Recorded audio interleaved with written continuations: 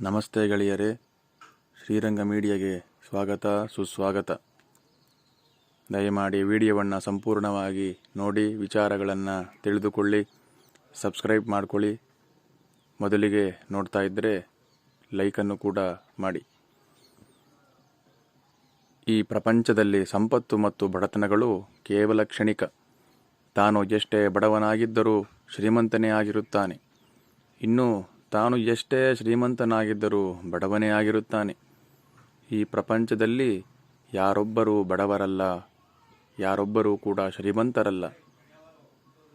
ಅದು ಯಾವ ರೀತಿಯಾಗಿ ಎಂದರೆ, ಒಬ್ಬ ಬಡವನು ಇದ್ದಾನೆ, ಅವನಿಗೆ ಸ್ವಂತ ಮನೆಯೇ ಇಲ್ಲ, ಹೊಟ್ಟೆ ತುಂಬುವ ಊಟವೂ ಕೂಡ ಇರುವುದಿಲ್ಲ, ಹೆಚ್ಚು ಸಂಪಾದನೆಯೂ ಕೂಡ ಇಲ್ಲ. ಇವನು ನಿಜವಾಗಿಯೂ ಬಡವನೇ ಆಗಿದ್ದಾನೆ. ಆದರೆ ಇಂಥವನು ತನಗಿಂತಲೂ ಕೂಡ ಇನ್ನೂ ಬಡವನಾಗಿರುವನನ್ನು ನೋಡುತ್ತಾ ಇದ್ದರೆ ಅವನ ಮುಂದೆ ತಾನೇ ಇವನಿಗಿಂತ ಶ್ರೀಮಂತನು ಎಂಬ ಬುದ್ಧಿಯು ಖಂಡಿತವಾಗಿಯೂ ಕೂಡ ಬಂದು ಬಿಡುತ್ತದೆ. ಆಗ ಇವನೇ ನಿಜವಾಗಿಯೂ ಕೂಡ ಶ್ರೀಮಂತನಾಗಿ ಬಿಡುತ್ತಾನೆ. ಇದರಿಂದ ಅವನ ಮನಸ್ಸಿನಲ್ಲಿ ನೆಮ್ಮದಿ ಸಂತೃಪ್ತಿಗಳು ದೊರಕುತ್ತವೆ. ಮತ್ತೊಬ್ಬ ಶ್ರೀಮಂತನೇ ಆಗಿದ್ದಾನೆ, ಅವನಲ್ಲಿ ಮನೆ, ಕಾರು, ಚಿನ್ನ, ಹಣ, ಸಂಪಾದನೆಗಳು ಚೆನ್ನಾಗಿಯೇ ಇರುತ್ತವೆ, ಸಾಕಷ್ಟು ಸಂಪತ್ತುಗಳು ತುಂಬಿರುತ್ತವೆ. ಆದರೆ ಇವನು ತನ್ನಗಿಂತಲೂ ಕೂಡ ಇನ್ನೂ ಹೆಚ್ಚಿನ ಶ್ರೀಮಂತರನ್ನು ನೋಡುತ್ತಿದ್ದರೆ ಆಗ ಇವನು ಅವನ ಮುಂದೆ ಬಡವನೇ ಆಗಿಬಿಡುತ್ತಾನಲ್ಲವೇ.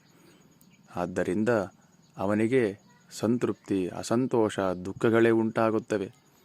ತಾನು ಶ್ರೀಮಂತನಾಗಿದ್ದರೂ ತನ್ನ ದುರಾಸೆಯಿಂದ ಈಗ ಬಡವನಾಗಿ ಬಿಟ್ಟ.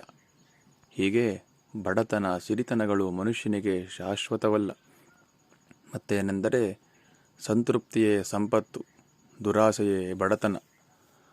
ನಾವು ಯಾವತ್ತೂ ಕೂಡ ಬಡವನಾದರೆ ಅಥವಾ ಶ್ರೀಮಂತನಾದರೆ ನಮಗಿನ್ನ ಕೆಳಗಿನ ವ್ಯಕ್ತಿಯನ್ನು ನಾವು ಪರಿಗಣನೆಗೆ ತೆಗೆದುಕೊಳ್ಳಬೇಕು.